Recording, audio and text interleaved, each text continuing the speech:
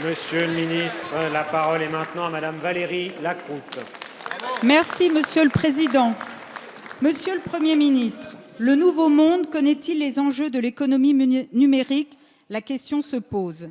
Alors que l'on nous a vanté le renouvellement et le rajeunissement de cette Assemblée, on se demande pourquoi le gouvernement tarde à régler la question du statut des chauffeurs privés dits VTC.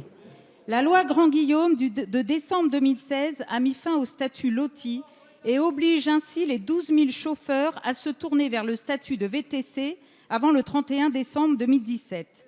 Or, pour obtenir le sésame de VTC, les épreuves théoriques n'ont commencé qu'en mai dernier et la pratique en juillet. À ces mois perdus s'ajoute la complexité des questions posées lors de l'épreuve théorique. En voici deux exemples. Qui préside les commissions locales de T3P? À quel moment doit intervenir la libération totale du capital dans une SARL? Beaucoup d'entre nous seraient incapables d'y répondre. Le constat est sans appel.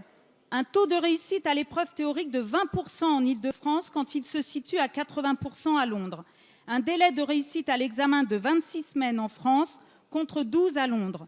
Face à cette situation, beaucoup de chauffeurs vont se retrouver au chômage au 1er janvier 2018.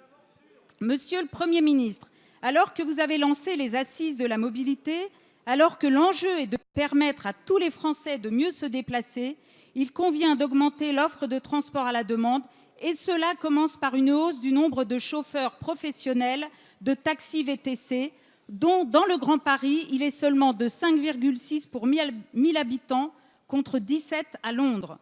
Il est donc urgent, Monsieur le Premier ministre, d'intervenir pour pérenniser ces 12 000 emplois, souvent détenus par des jeunes issus des quartiers les plus défavorisés. Merci. Merci Madame la députée. La parole est à Monsieur Nicolas Hulot, ministre de la Transition écologique et solidaire.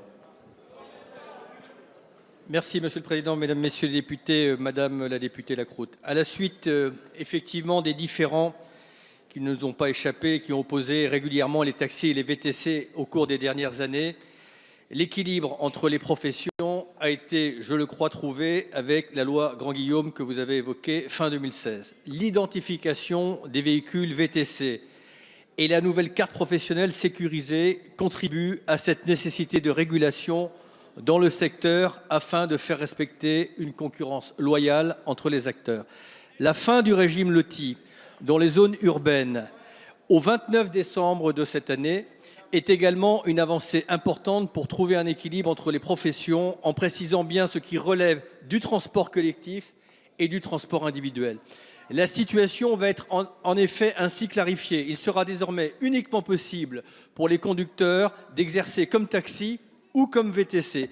Pour poursuivre leurs activités, les lotis doivent ainsi basculer dans le cadre du transport public particulier de personnes. Pour mettre en œuvre cette évolution, le ministère des Transports et les préfectures d'Île-de-France sont mobilisés pour traiter les dossiers des chauffeurs. Je vous ai entendu. Afin de tenir compte des délais, des mesures adaptées sont prises afin qu'à la date du 29 décembre ne soit pas un couperet pour ceux qui sont les conditions réglementaires. Ceux-ci doivent toutefois impérativement avoir engagé les démarches nécessaires d'ici la fin de l'année.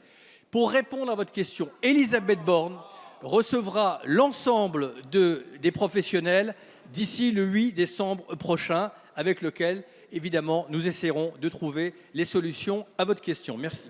Merci, Monsieur le ministre.